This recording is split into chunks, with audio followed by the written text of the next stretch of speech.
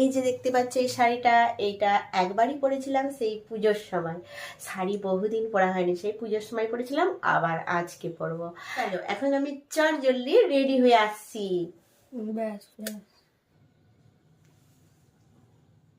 Finally আমি ready হয়ে গেছি, এবার চুলটা একটু আঁচড়ে নেব, নিয়ে বেরিয়ে পড়বো। এখন চলো খাওয়া দাওয়াটা কমপ্লিট করে আমি একটু দুটো আলু ভাত খেয়েই যাব, কারণ ওইখানে কটায় খাওয়া দাওয়া হবে জানি না, সেই জন্য ভাত খেয়েই যাব, তারপরে আসছি।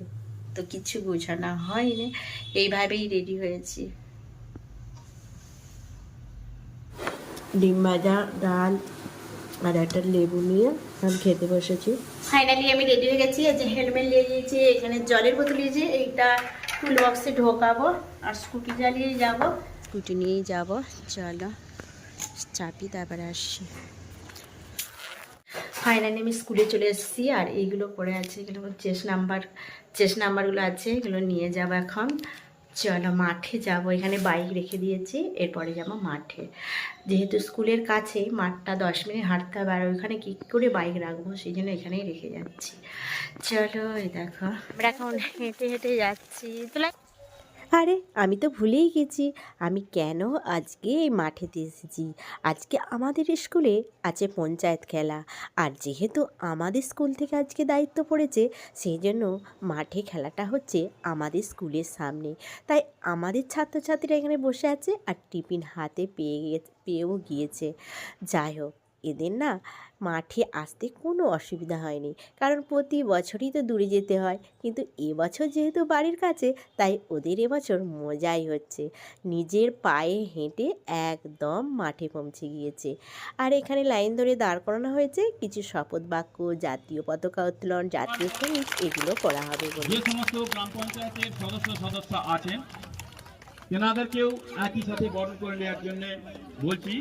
ব্যক্তিগতভাবে জাতীয় পতাকা উত্তোলন করছেন আমাদের সিআরসির শিক্ষাবন্ধু মাননীয় তন্ময় কুমার বন্দ্যোপাধ্যায়, এবং আমাদের জোনের পতাকা উত্তোলন করছেন কিশোরপুর উত্তর প্রাথমিক বিদ্যালয়ের প্রধান শিক্ষক সুশান্ত মান্না মহাশয়।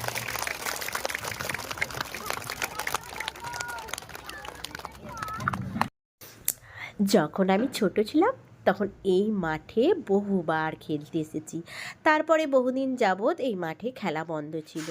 আর দেখো অনেক দিন পরে হচ্ছে এই মাঠে খেলা, তাই একটু তো মজা লাগছেই, কারণ বেশি দূরে যেতে হচ্ছে না বাচ্চাদের, তাই তাদের আনন্দটা একটু বেশি। আর তারা একা একাই মাঠে পৌঁছে গিয়েছে। আর আমি যখন ছোট ছিলাম তখন এই মাঠে আমি অনেক খেলেছি, এবং অনেক পুরস্কারও পেয়েছিলাম। আমার ছোটোবেলার কথা এই মাঠে আসতে মনে পড়ে গেল। যাই হোক, আজকে এরপরে তোমার দিকে এদের জন্য জলের বোতল, টিফিন এইসবের ব্যবস্থা আছে, সেগুলো দেয়া হবে, তারপরেই শুরু হবে খেলা।